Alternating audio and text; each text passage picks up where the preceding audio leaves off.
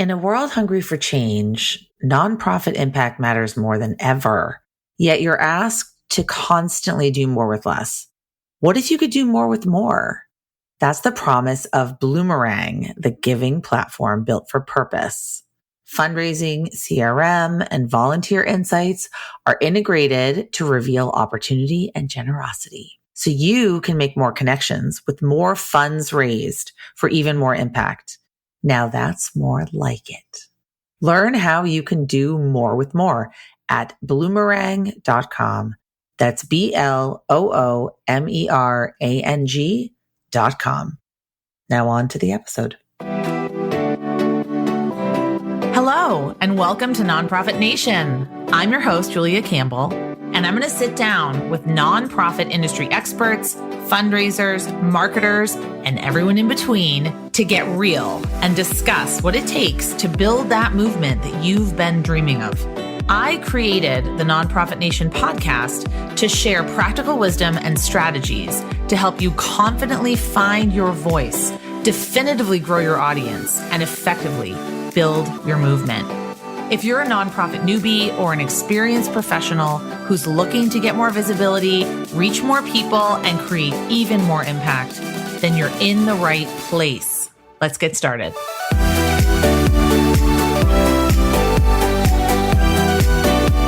Hi, everyone. This is Nonprofit Nation with your host, Julia Campbell. So happy to be here with you today. Today, we're going to talk to Kathleen Jeanette Guillaume-Delemar, lovely name, President and CEO of the Center for Community Progress. And with more than 20 years of leadership in community development and philanthropy, Kat is driving bold, equity-centered solutions to end and prevent property vacancy nationwide. I'm so excited today to welcome Kathleen to the webinar. Welcome, Kat. Hi, Julia, and thank you for having me. Yeah, I'm really excited. So let's talk about sort of maybe how you got started. You know, your career has really taken you from grassroots leadership in your own community to national influence as president and CEO of the Center for Community Progress.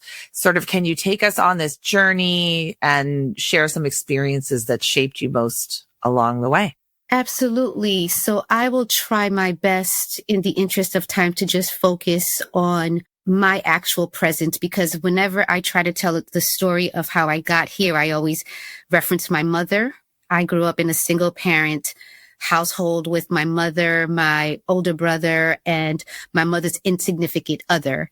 And I consider him an insignificant other because he was a crack cocaine addict and he terrorized our home. He terrorized me especially. And I was a victim of all types of violence as far as physical and sexual and emotional, verbal, etc. And this is in the 80s, 90s. And so in addition to that, I am also first generation Haitian American. So it's important for me to actually start there, because growing up at that time and experiencing what I had been experiencing at home and living in an impoverished, disinvested community, I saw firsthand how it felt to be unseen, to be not just Black, but a dark person of complexion, to be a female, to be an immigrant, but not just an immigrant, an immigrant from Haiti, and to also be poor. So I was in this community where a lot of people looked like me. They were also from the Caribbean or from brown communities. And so I saw the disinvestment, not just in the neighborhood, but also at home, and how I was treated by my insignificant other. At the same time, I also saw, it's like a dichotomy of sorts, because my mother went from being a scholar to being on welfare. And while she was on welfare, one thing that was not something that she was willing to negotiate was our education and our self-worth as Haitian people or as Haitian descendants.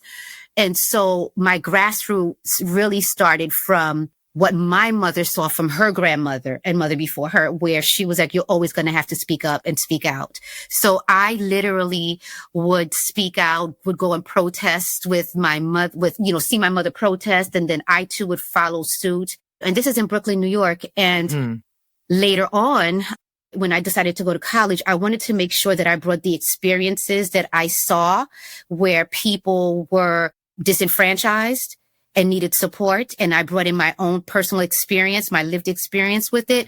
So I wanted to make sure that wherever I went in life, I would advocate for the communities that I came from or the experiences that I went through that I didn't have to. So from there, I left New York, went to DC. I interned while in college. I interned at the Equal Rights Center, which later became the National Fair Housing Alliance, because I always said if my mother had supportive mechanisms attached to housing, or if she had dignified, affordable housing, would she have kept us around her insignificant other out of desperation? So in turn, I always wanted to make sure that whatever I did, I saw what could help the little cats of the world, my mothers of the world. And so I started looking at discrimination and housing. And that was like my entree into the community development space, in addition to protesting. I was always protesting, even things that didn't matter. I love a protest. Oh, yeah.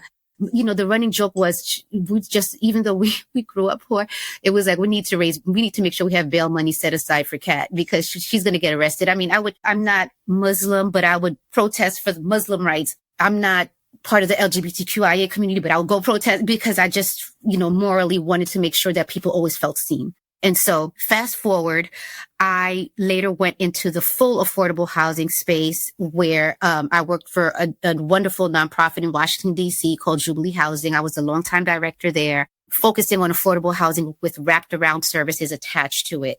Then I went deeper into the space by looking at homelessness because my mother had experienced homelessness before arriving in New York with me.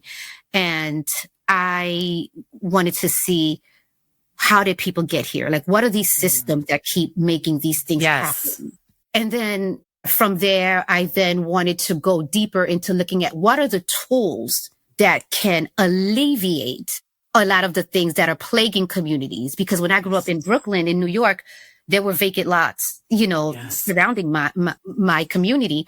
And I landed at Community Progress. But while even landing at Community Progress, I had gained the respect from my local community at the time, which is the DC metro area, to my, I would say, regional community, because I was then chosen to be a commissioner for the housing authority in my city in Prince George's County, Maryland. And then I was uplifted to serving as a commissioner on the Prince George's County Affordable Housing Commission. And then, as if I wasn't crazy enough, while I was at Community Progress, looking at the tools, the amazing tools for grassroots leaders to policymakers, I decided to just be bored, I guess, and throw my name in the ring to run for office. And yes, I saw that. Crazy enough, I won. So I love that. Congrats. That's the Glenarden City Council. Yes. And I made history there. And still, I became the very first Afro-Caribbean, Afro-Latina, Haitian American to ever. Amazing. So I know you love this quote because I have it too. And this is both of us here. So I'm smiling as I say this, but well-behaved women don't make history, right? Yes, that's my poster. Absolutely. I mean, I'm on the school board here, so I know about running for a local office and how just hard it can be and draining and difficult, but it's so important. And I am like you. I believe in addressing systems, and I think we're not really going to get anywhere.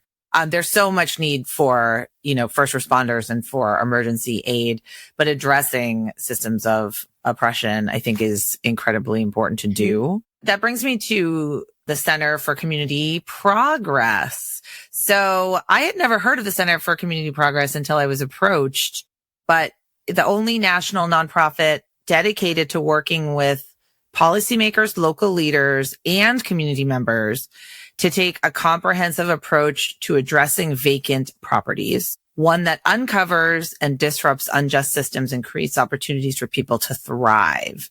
How do you accomplish this mission? How do you tell people about this mission and explain this mission in a way that people can understand? I think people listening will understand, but I'm sure a lot of people don't get it. Right. And I would say that especially under my leadership, it's very important to be human-centered.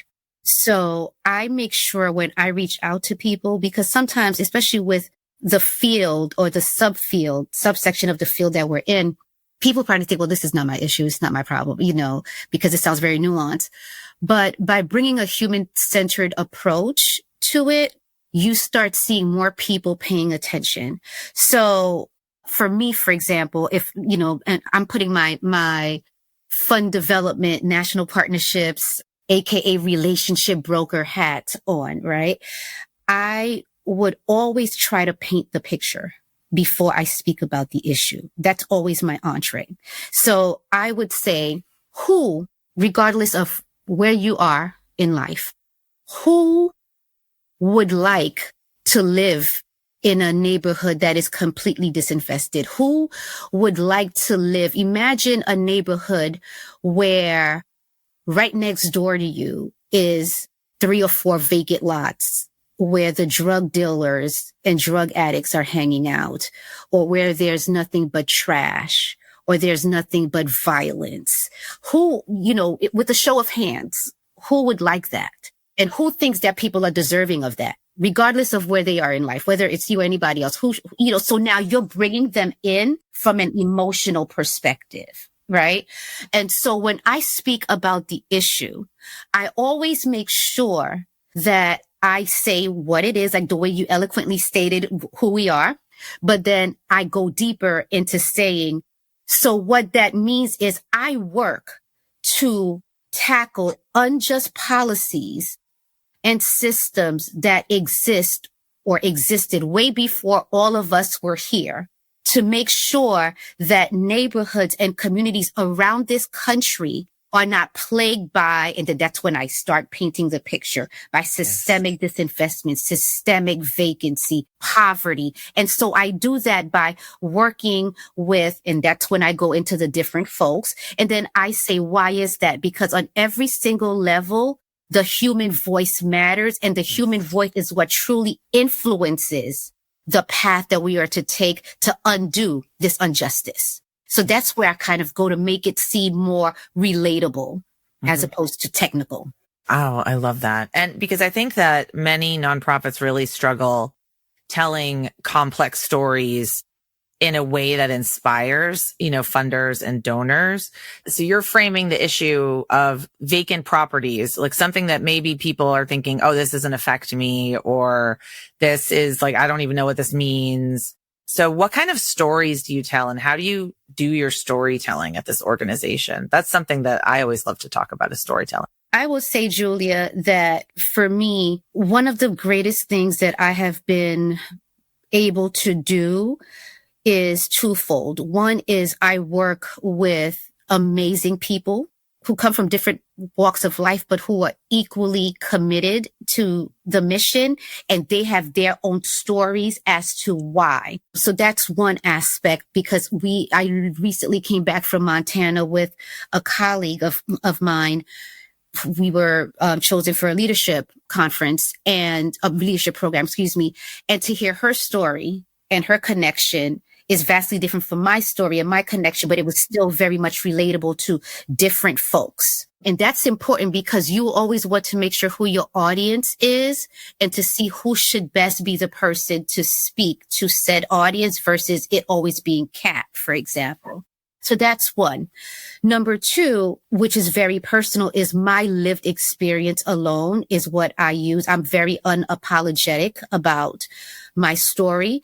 I started off, for example, by saying that I grew up in Brooklyn, New York, in the neighborhood called Flatbush, and I grew up in a disinvested neighborhood.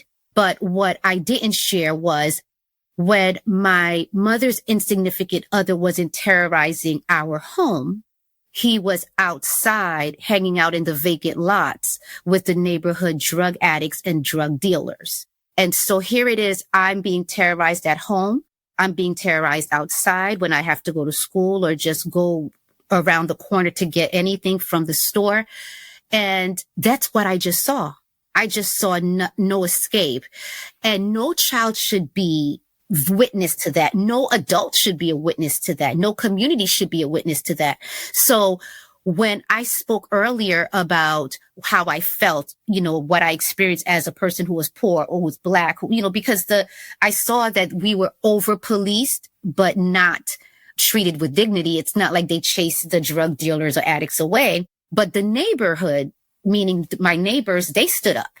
Yeah. And they chased it away. So it's important for me when I speak about the issue, I bring a story in. For me, I bring my personal story in, and I don't just bring it in as far as here's the issue, but I also bring up the outcome as far as possibilities are concerned, because the possibility is limitless. Why? Because I too witnessed that. I witnessed my neighbors taking control of the vacant lots, chasing the drug addicts and the drug dealers out of the neighborhood, cleaning those vacant lots, turning one of them into a park, that is vibrant right now, turning the other vacant lot, working with a community developer to turn it into a dignified, affordable housing space. So these two vacant lots that symbolize trauma are now thriving, are leaving a positive legacy for others. So it's important to show that story and to make sure that you attach different people to the story when you're sharing it to the public. And language is so important. And I know that you've talked about moving away from using words like blight, maybe, or towards certain other words, certain other phrases, toward more like human-centered narratives. Like, what messaging strategies have worked for you in terms of shifting perceptions of the issue?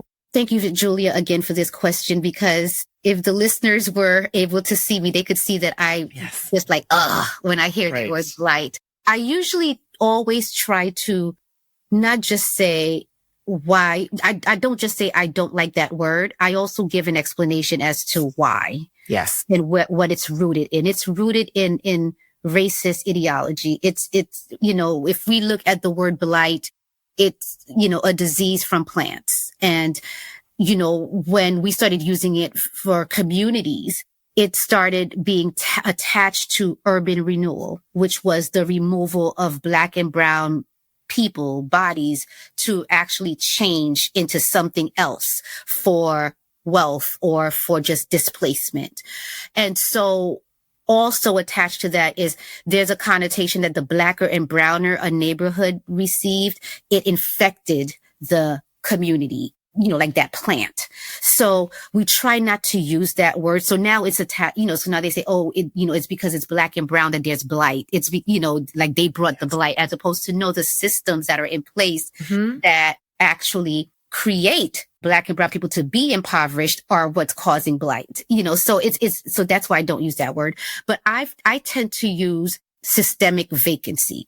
It's important for me to use the word systemic because I don't want us to lose sight of the systems that were put in place that created the vacant situation in the first place. So I tend to really use that a lot. Or I even just give a descriptor. We see a lot of boarded up houses. Like I'll actually paint the picture as opposed to just saying blight. Right.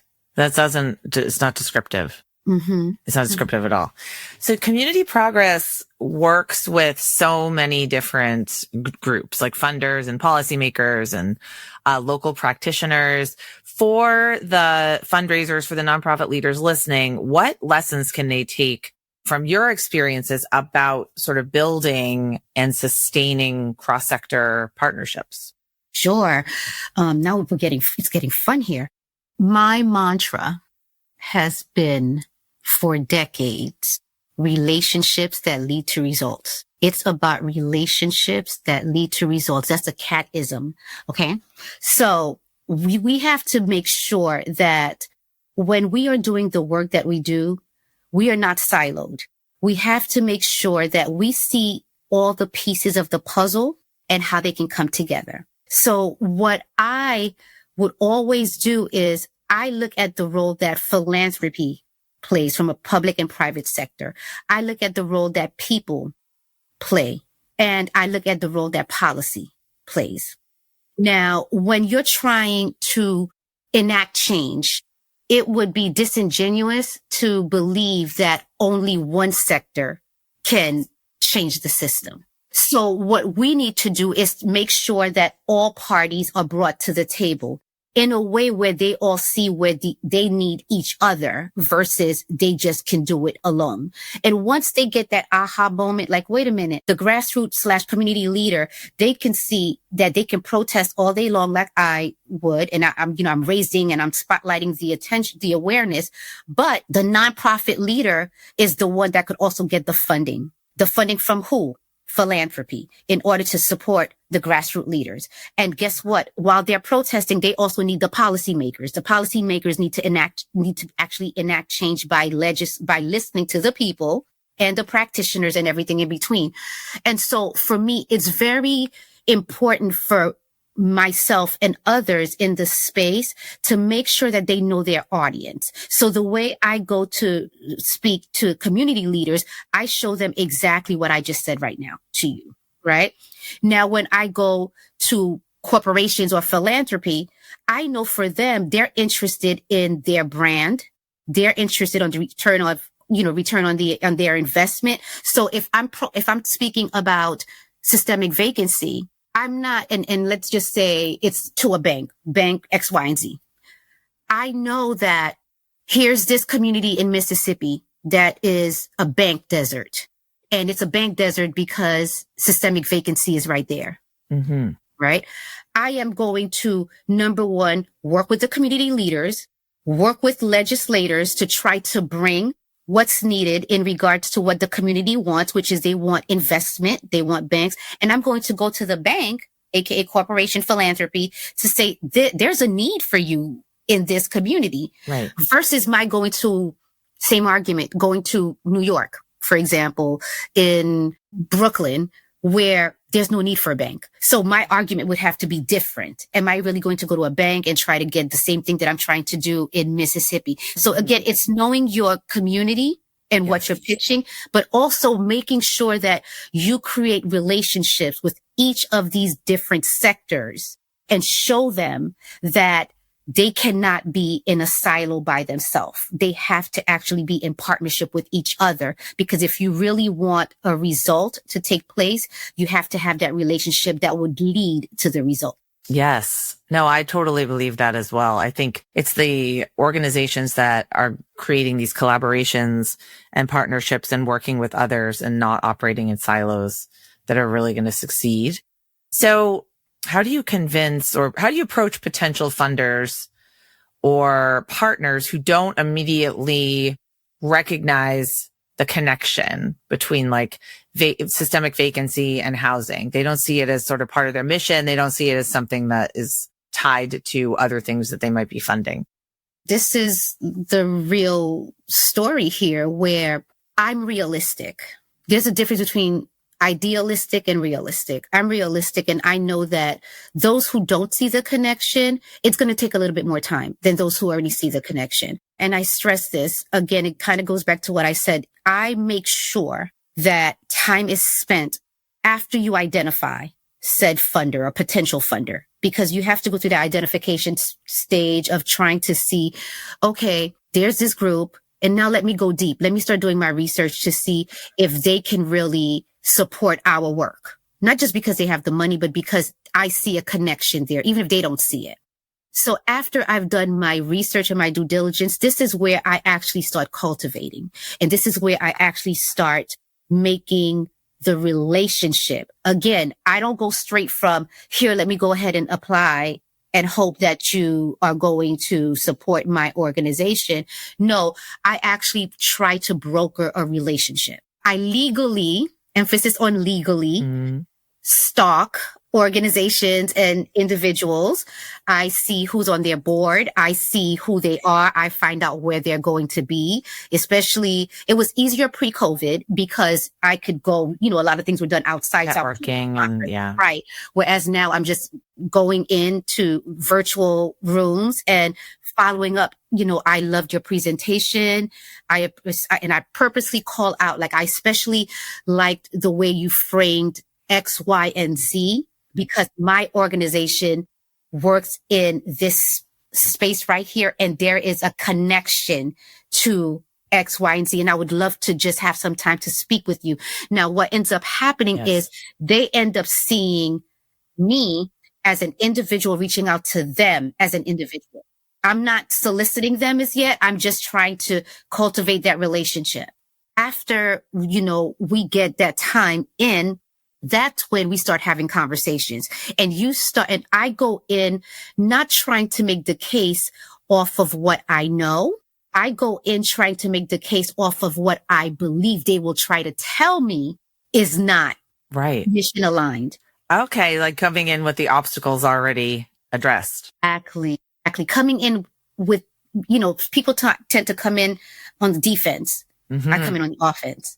So I've already done my work. I already know like what they're about. I already see who they funded. And so the other thing is I would typically look at who they funded. And then when I speak to them, I could also make that alignment where I'm like, okay, I see you support this, and that's so great because we too believe that. And so I'm making that connection to who they've also funded, in a different arena.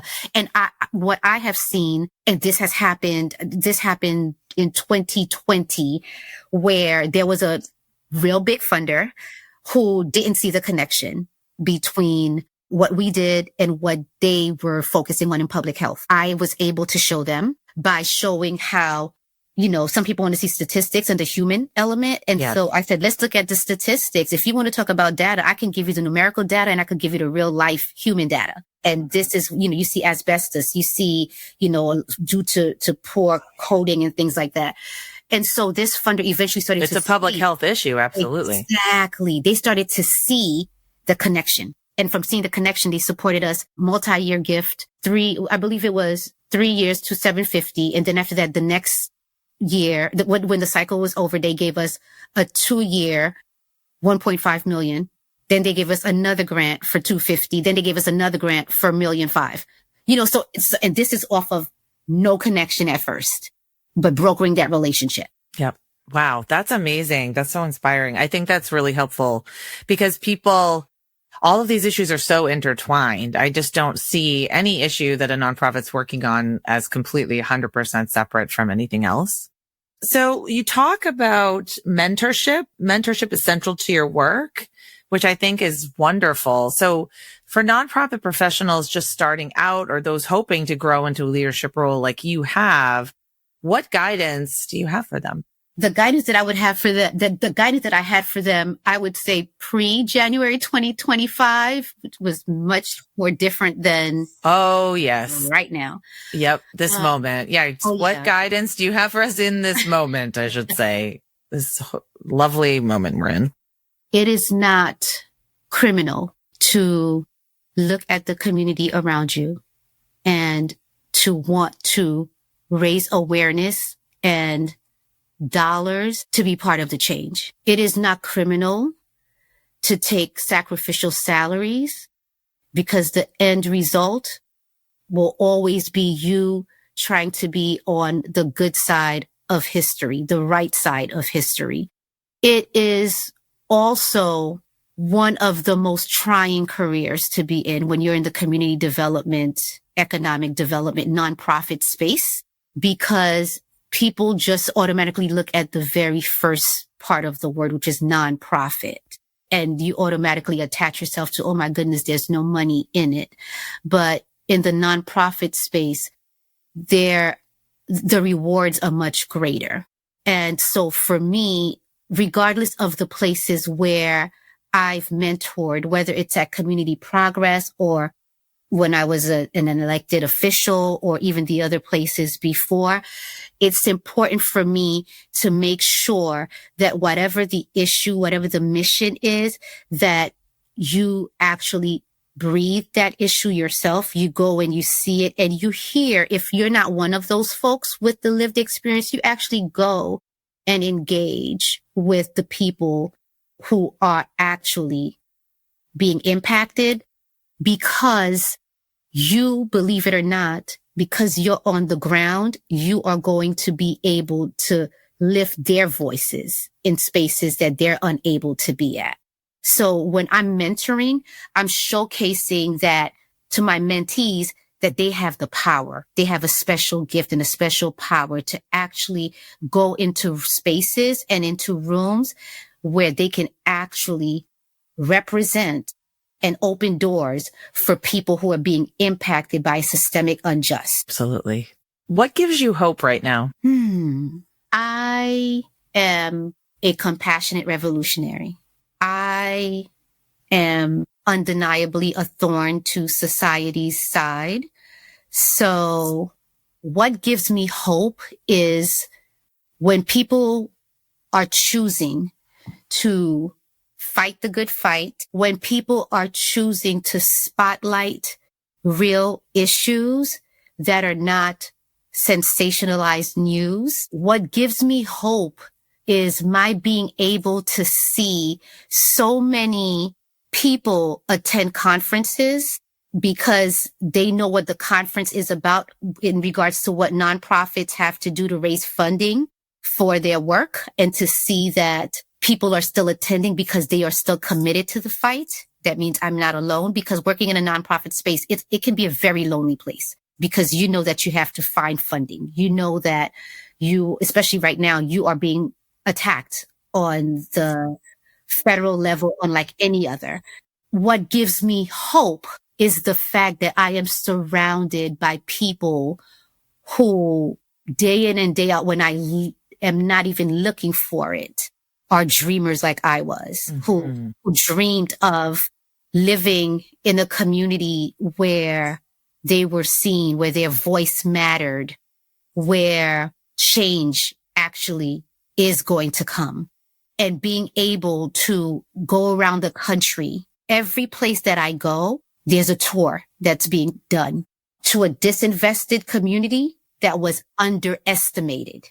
And I have to give credit to Daquan Oliver, who did that term, where underserved communities are really underestimated communities. Underestimated. Okay. I like it. And so seeing the issue, but then seeing the folks who are underestimated tackle that issue in a city where now you see a vibrant rain garden, you see a vibrant school, you see a vibrant park, you see a vibrant housing development that was once a sign of severe disinvestment. That's what gives me hope, knowing that we're still fighting the good fight. Yes, I know I'm still every day trying to fight the good fight.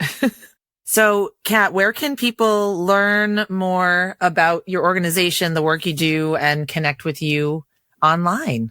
Yeah, so they can find me online or they can find us online at www.communityprogress, that's one word, communityprogress.org. And for me, you can always email me. I get a lot of emails at kguillaume, that's KGUILLAUME at communityprogress.org. Thanks so much for being here. And I'm just so excited to see what the organization does next. I'm so excited to see what's next for you. Oh, and thank you for all that you do, Julia.